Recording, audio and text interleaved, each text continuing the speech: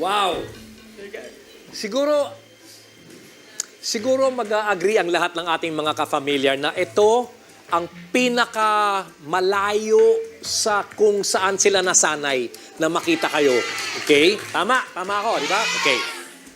Para sa akin, sa lahat ng mga performances nyo, ito para sa akin ang pinaka may impact sa akin. Bakit?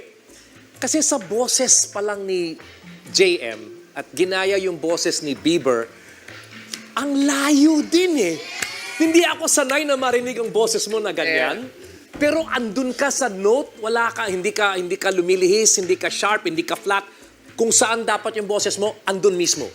Tapos biglang pumasok itong si Nicki Minaj. Nakagulat! Yan lang yung reaction ko.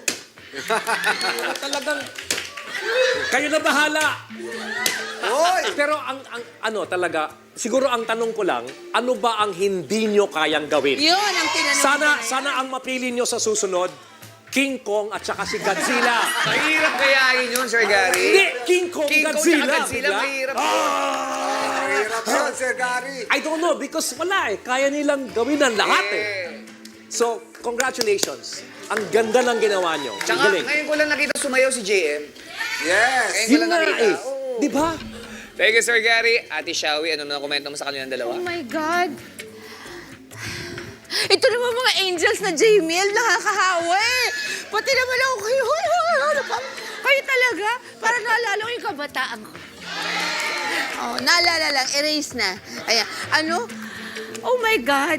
Katulad ni Gary, kung nagulat ako, hindi ko masasabing nagulat kasi expected ko na excellent yung performance ulit nila, yung performances. Kasi they're so consistent. I'm so in love with the two of you. So when paglabas ni JM, alam mo yung pagka-nonchalant na parang natural lang kay Justin Bieber na yung mga galo-galo na walang effort, di ba? Sabi ko, nakuha ni JM. Tsaka hindi ko siya ma-imagine kumakanta. Nung kumakanta siya, nilagay-elfa ba siya? Di ba? From Buruka to Justin Bieber. Believe. Tapos, like you said, yung boses ni Bieber, kuhang-kuha. Alam mo, parang you also really study your assignments, di ba? At katulad ni Gary, sabi ko, I wanna see what Mariel will do. Paglabas ni Mariel, Diyos ko, wala na, sinakluban na ako ng langit at lupa. In a good way. Grabe, Mariel.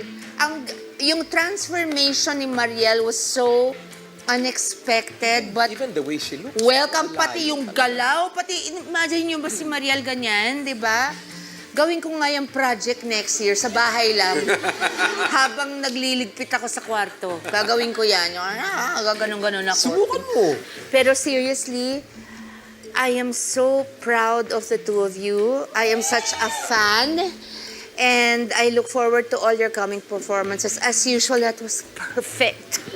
Excellent. Thank you. Awesome. I love you too, Jamiel. Thank you so much po. Thank you. Thank you, Ate Shawi. Eric, ano naman masasabi mo? Alam mo, alam niyo naman to, no? Fan talaga ako ng Jamiel. Ngayon na nakita ko kayo live, yung performance nyo ngayon, ako'y namangha. Grabe. Grabe, tama yung sinabi nila, no? Yung pagiging nonchalant mo kanina, yung parang unaffected ka, yung parang wala lang. Ng effort. The effort na binigay mo sa performance mo, ibang klase. Alam kong ginawa niyo yung inyong assignment without trying too hard, kayong dalawa.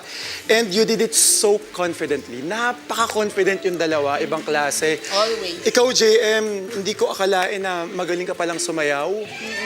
Yung vocals, yung voice ni Bieber, gayang-gaya din. Ibang klase. Thank you po. Thank you po. Ibang klase talaga, pati yung moves. Ikaw, Mariel, yung attitude, yung angst ni Nicki Minaj.